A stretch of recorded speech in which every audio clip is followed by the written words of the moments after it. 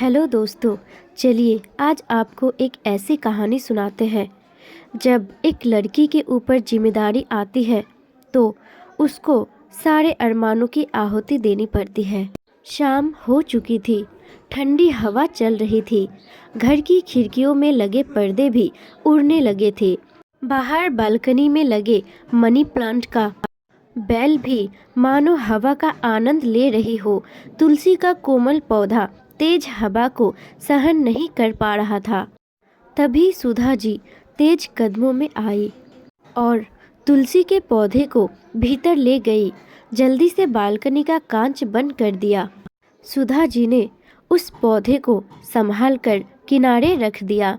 Balcony से तुलसी के पौधे को अंदर लाते समय बाहर की मिट्टी उनके पैरों में लग गई थी और फर्श पर उनके पैरों के निशान बन गए थे। सुधा जी ने उस पैरों के निशानों को देखा तो तुरंत कपड़ा लेने जाने लगी कि तभी अतीत की कुछ दृश्य उन्हें याद आने लगे। करीब 30 साल पहले उनकी पिताजी मृत्यु हो गई थी। तब सुधा जी की उम्र 25 वर्ष की थी। शादी की बात भी चल रही थी। छोटे भाई बहन की पढ़ाई चल रही थी। पिताजी के देहांत के बाद घर की पूरी जिम्मेदारी सुधा जी के ऊपर आ गई। माँ और रिश्तेदारों को कहने पर भी सुधा जी ने कुछ सालों तक शादी न करने का फैसला लिया।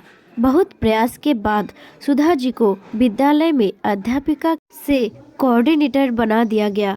सुधा जी के वेतन भी बढ़ा दिए गए। छोटी बहन की पढ़ाई पूरी होने की थी। भाई अभी थोड़ा छोटा ही था। माँ को दोनों बेटी की चिंता सताने लगी थी। सुधा जी ने पहले छोटी बहन निशा की शादी कराने के लिए मना लिया। समाज की फिक्र ना करते हुए उन्होंने अपनी पिताजी की जिम्मेदारी अपने ऊपर ली। छोटी बहन अपने ससुराल में खुश थी। दूसरी तरफ सुधा जी उम्र अब चेहरे पर दिखने लगी थी। खिला खिला चेहरा अब निस्तेज रहने लगा था।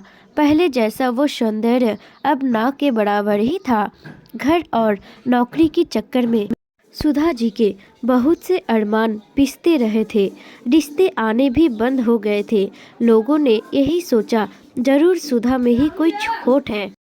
तभी छोटी बेटी की शादी कर दी और बड़ी अभी भी घर बैठी है। ऐसे कई सवालों में जूझती सुधा भूल चुकी थी कि उसकी जीवन में भी खुशियां दस्तक देगी। भाई ने दीदी की मुश्किल कम करने के लिए पढ़ाई के साथ नौकरी कर ली। सुधा जी की माँ अब अक्सर बीमार रहने लगी। भाई अजय ने सुधा को बताया कि ऑफिस की एक सहकर्मी सोनम से उसे प्रेम है और वो दोनों शादी करना चाहते हैं। घर में एक बार फिर शहनाई बजने लगी और सुधा के भाई की भी शादी हो गई। मिट्टी से बने पैरों के निशान देख उसे सोनम की याद आई। बहुत समझदार थी सोनम। माँ ने उसका गृह प्रवेश ऐसे ही उसके कुमकुम के पैरों की छाप लेकर करवाया था।